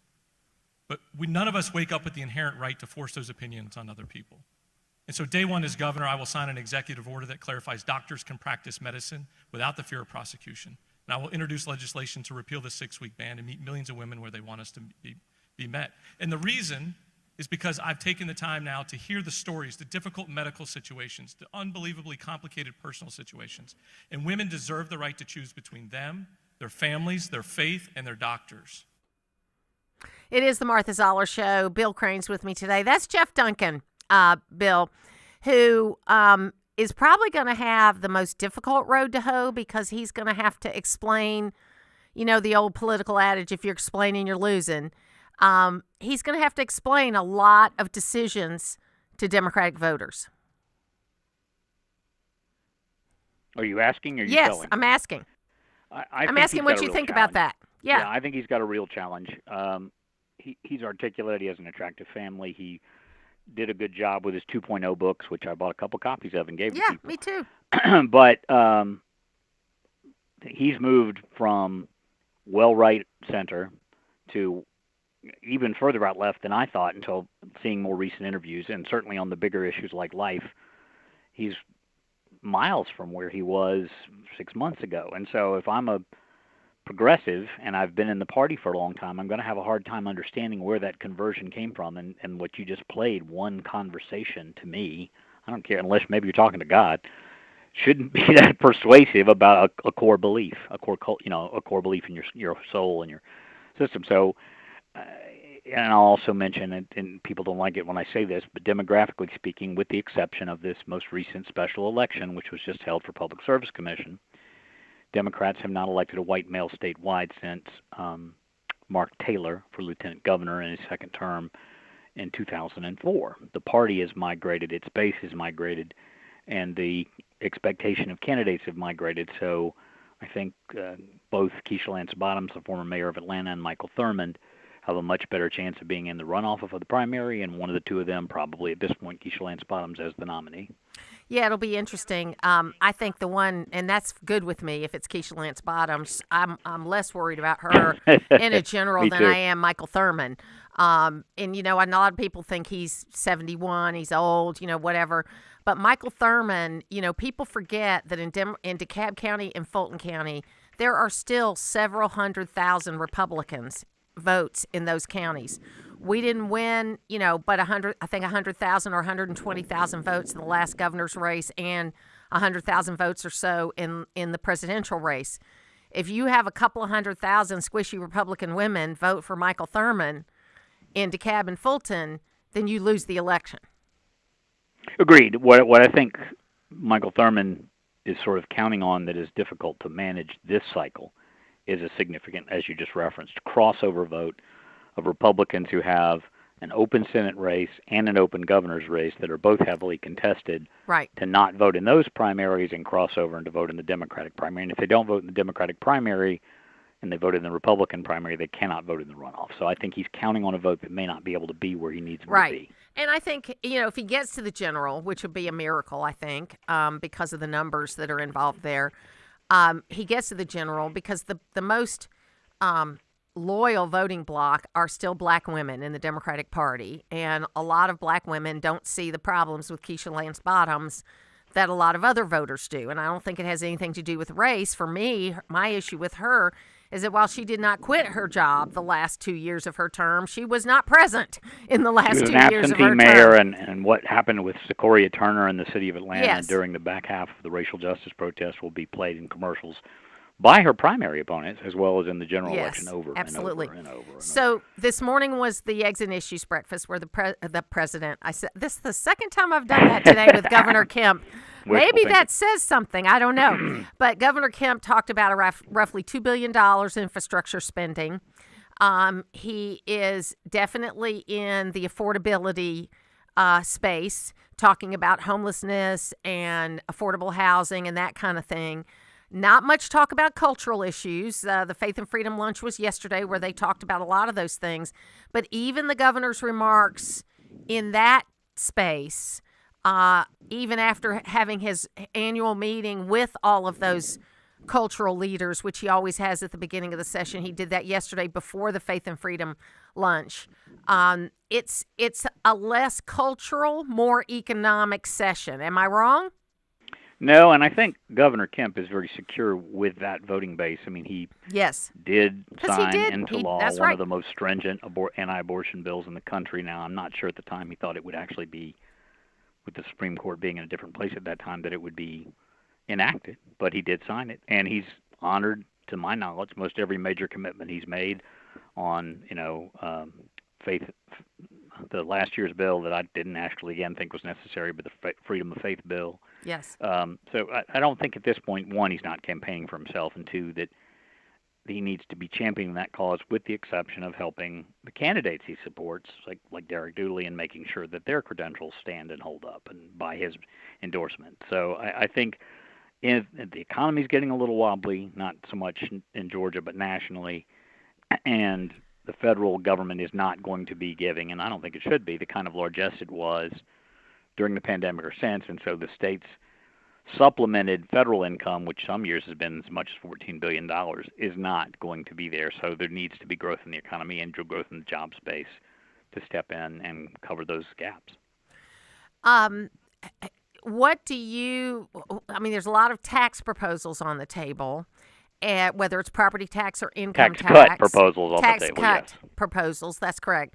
So what are your thoughts on those? I mean, they've got a long way to go. Everybody loves tax cuts, including me, but I'm still looking for the cogent plans on how you fund the programs that are not funded when you cut the revenue. So the income tax proposal out of the state Senate will reduce Georgia's income, if it were to go into law this year, by 40%. Now, Senator Blake Tillery and others are saying they're going to make up for that by reducing corporate welfare and tax cuts, given existing tax cuts that are given to corporations for various things. I don't think there's the math revenue. Works. Yeah, I don't think the math works. We're going to talk to Blake Tillery about that. But on the surface, I don't think the math works, and I do think that we've got a lot of, I want to see no income tax. Also, I like the property tax proposals. Meaning, and I like those better because they're a little more definable, and that's now the counties don't, because it's not the state that collects property taxes. So the state house proposal, championed by John Burns and others, would eliminate homestead property taxes, meaning residential single-family homeowners would not pay property taxes. And you're already seeing on the local level, the county board chair in Newton County suggested yesterday that they have 4 data centers that are owned by Meta and Facebook in Stanton Springs in their area that they share with 5 other counties, that the data centers step in and basically cover that nut. Maybe that's doable. But you, again, have to remember property taxes are the majority local funding source for your local school system, so whether you're a city or a county and you have a system. So I'm all about giving you and I the ability to keep more of our money, but if we want the programs and things government does, we have to replace that funding. So I do think this is the first year we'll actually see a serious discussion about, on the floors of both chambers, about allowing gambling in and allowing voters in Georgia in November to decide if they want to expand gaming, Metro Atlanta being the only top 10 market in the country that doesn't have it. Yeah, and I tell you, I am so conflicted about that issue. I just don't think they're there yet as far as getting it to a way that it feels comfortable. Do we really want that in Atlanta? I think because we're the only city that doesn't have it, doesn't mean that we're losing anything because of it. And I'm conflicted about it. Other than revenue. Yeah. And I hear you on both the gambling addiction side and the spiritual side about the state being in that business. I was in New Orleans for the not successful Sugar Bowl recently, and I was in they have a huge Hyatt hotel across the street from the Superdome, and they have a sports book in the lobby across from the main restaurant, and it was very high end, and the fans were there, and they were spending a lot of money, and I'm thinking, virtually none of these people are local. Why not?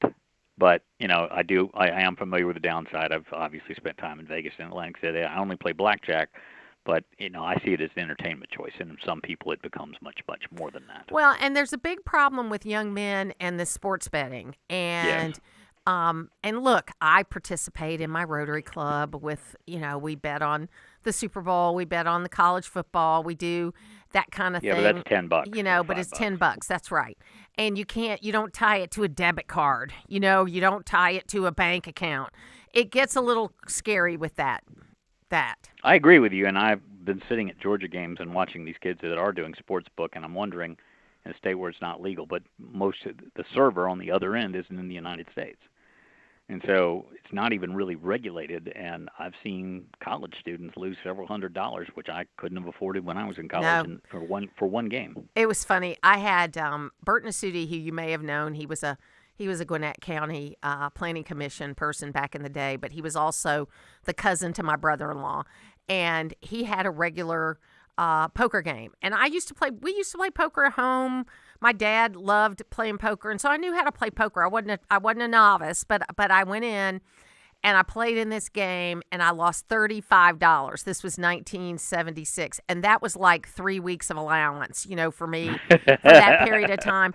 And I remember calling my brother because I couldn't tell my parents that I'd lost $35. That's how upset I was about it. I called my brother, and he says, "You go back the next week and you play smart, don't get emotional, and as soon as you get up to the amount of money you lost, leave and don't ever go back again." And I took that advice. I actually went back the next week. I won, and then the next and then I never did it again. I mean, because we played penny ante games at my house. I mean, that was something we regularly did, and my grandfather played the horses for a living before he got married, which was really funny. He lived in New York, and so he'd follow those around. And he was a pretty successful guy, so my dad used to say it was in our blood, to be gamblers. Oh, yeah. And it's fun. And I've been to, I got Haley Barber after Katrina, brought a bunch of us talk show hosts down to Biloxi to do a radio row so that they could, because that's part of their big business down there on the coast. Oh, yeah. To show everything was open and everything was running. And I learned a hard lesson there, too, not about my own gambling, but the casinos were set up to cash the Exxon checks. Okay, and there were people that were coming in to the casino, and of course, when you're cashing a check, you have to walk all the way through the casino to cash the check, and then come all the way back out with that money. All the way back out with that money. And I saw except for all that money didn't make it back out. That's right, absolutely right. So so you really see how you can't win, is what I'm saying. You might think that it's fun, and I think it is fun sometimes, but you're not going to win, okay? And not in the long term. That's it's like right. You said, you've got to set limits. You've got to have a budget when you win it or lose it. When I go, I have a budget when I go and gamble, and I have a maximum that I'll gamble in a given day. And once I lose that money, I stop. But I typically come back with a little bit more than I left with. Yeah, well, you're lucky. You're lucky because not that many people do that.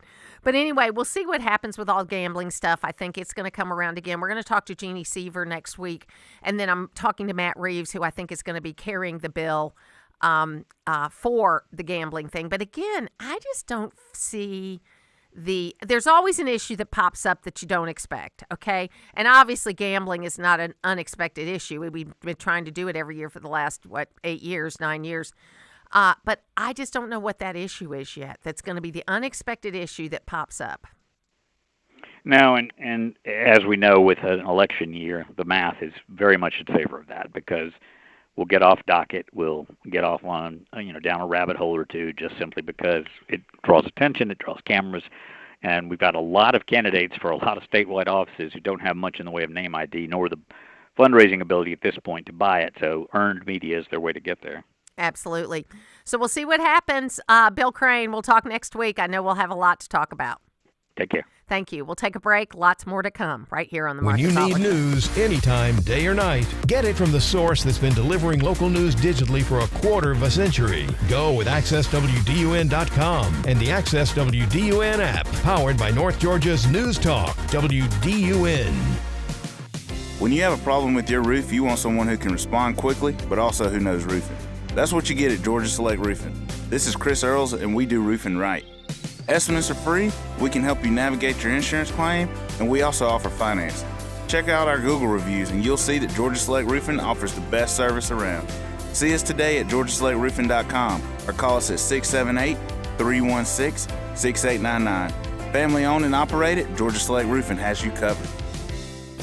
Matt Hayes here from Hayes Chevrolet Buick GMC Cadillac in Baldwin. Check out the new savings event here at Hayes. 2026 Chevy Trax for only $24,990. 2025 Chevy Suburbans for $11,000 off MSRP. Or best of all, a 2026 Chevy Silverado 1500, $10,000 off MSRP, including trades assistance rebate. Ask about our free lifetime powertrain warranty and come check out these deals and more at Hayes Chevrolet Buick GMC Cadillac in Baldwin. It's getting cooler, and that means those outdoor pests want to be indoor residents. While a tube of caulk goes a long way to keep them out, Select Pest Control can make sure they don't leave alive. Select can put down a residual barrier that keeps the pest out. And if you want to do it yourself, they'll put the right product into your hands and make sure you know how to use it. Find out more at selectpest.net, or better yet, visit the Select store at 1786 Brownsbridge Road and tell them Todd Stern sent you. Paid for by Christian Care Ministry. So right now may be the perfect time for you to rethink how you pay for health care. And here's why. This time of year is decision time for a lot of people, but it's also when you can join MediShare and save even more than usual. For many families, joining MediShare means saving about $500 a month, which is a game changer for a lot of people. More than 1 million people are now part of healthcare sharing because it just makes so much sense, especially right now. And MediShare is the gold standard. Members like it a lot. We know this from member surveys. MediShare has been around for over 30 years. It is a proven thing. And if you join before January 15th and you mention the promo code SHARE, they'll waive your application fee, so you save $100 right off the bat.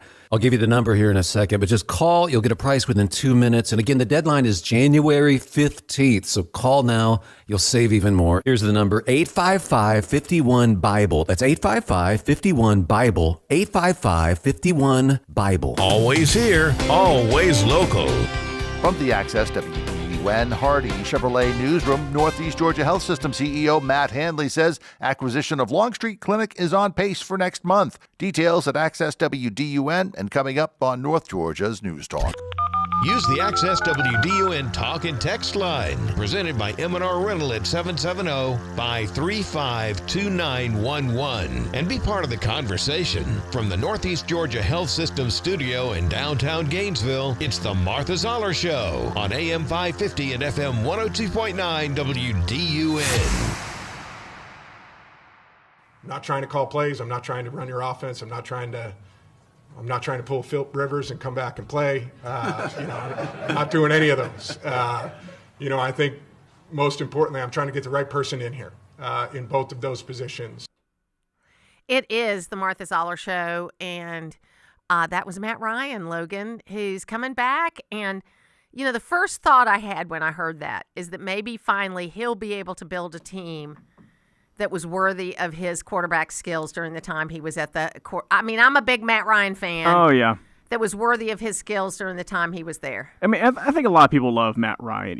Everyone thinks if he's not the number one, quarterback in Falcons history, he's, 1A, 1B with Michael Vick. I know a lot of people still have a lot of love for him, what he did, on the gridiron here for the Falcons. But it's kind of like a full circle moment, right, where he was drafted from Atlanta back in 2008, I believe, from Boston College. Had a tremendous career for Atlanta. I mean, won an MVP, got us to the Super Bowl. We won't talk about what happened with there, but got us there. He spent, 1 year with the Colts, which is, I don't know what it is. It seems like a lot of these guys who hang on for a little bit longer, they always go to that one team you forget they played for, right? Right. And Matt played with Indianapolis for a season or two, and he put up some good numbers there. But he was an analyst on TV for the last year or so, and did a great job. He did with that. a fantastic job with that. And now he's kind of going back to the front office side here in Atlanta, working with Arthur Blank, who obviously they had a tremendous relationship when he was a player. And when obviously Blank was the owner, and now it's even stronger now that Matt's in the front office, and already they're making a lot of big football moves. I mean, we're looking for a new GM, looking for a new coach. I saw they're changing up the uniforms as well, so there's a lot. This whole Falcons franchise is going to look very different come next season, I feel. Maybe Arthur Blank will let Matt Ryan do the things that need to be done to make a great team. It's almost like I think Arthur Blank, nobody ever says this out loud, but I think he's too involved. I mean, he should just be the owner and let the professionals run the team. Now I'll say this. Arthur Blank is no Jerry Jones. No, Jerry Jones runs the show out there in Dallas, as everyone knows, and we'll say for good or bad, depends on the week. But I think that Arthur now, like I say, he's getting older every year now. he's trying to rely more on, like I said, others, and whether it be former players like Matt Ryan. They kind of went outside of that with their previous GM hires and whatnot. Some might have, some worked, some didn't to some degree, but I think that you bring in someone who's well respected across really just the NFL, who's got a lot of great connections, and I think it's it should hopefully be a recipe for success in Atlanta. So he's got these 3 boys now, which I think is great. Yeah, little icicles. He married his. I know, I love them, Matty Icicles. I love that. He married his college sweetheart, which, Matt, you are smart to do that. Someone who knew you before you were a professional player. That is what you need to do. And then, of course, the Rams won, right? So they're moving on? Yep, Rams are moving on. So Matt Stafford with his 4 daughters, yes. He's going to be moving along there, and I'm wishing him the best. I'm kind of rooting for the Rams. Since all my teams are out, I'm going to move, because I was a Packers fan, too, because I just love the fact they're in a little town. Well, if the Rams... A little freezing town. I was about to say, the Rams could be able to... to knock off the Bears, who eliminated the Packers the other week. So that would be a nice feather in the cap for this season for LA. And like we talked about, earlier with Matt Stafford, him and Matt Ryan, kind of similar stories in a sense of came out of college, highly drafted, went to a team who needed some help. And, when the Falcons drafted Ryan, they needed some help. Yeah. And same with Detroit whenever Matt Stafford got picked up there. And both of them been around the league 15-plus years at this point. Yep. And, won, Super Bowls, been there, MVPs. I mean, Stafford might win one this year if voting goes his way. So what are we going to do when football's over? I guess it's good that Super Bowl overlaps with baseball now, which is terrible because they push it out forever. So we got the college football championship on Monday night. Yep. And then I think the second week in February or something is the Super Bowl. It's right around that, and then maybe about a week or so later, pitchers and catchers report out there in Florida with the Braves. And so then I don't have to watch any basketball. My father-in-law said, I guess we're going to have to start watching basketball. I said, I just can't go that far. I mean, I think basketball is what fills the time between the end of college football and when pitchers and catchers report. I'm starting to see a lot of it on my ESPN feed because it's on every night. I mean, you got 15 teams playing every night. They must get exhausted. But I do follow March Madness. I do kind of get into it then kind of at the end when you see the really good teams. And then what I try to do is pick the team that's going to be the surprise, which I am usually not successful in it, and why I have a limit of $10 for betting. We'll be back tomorrow. Always here, always local.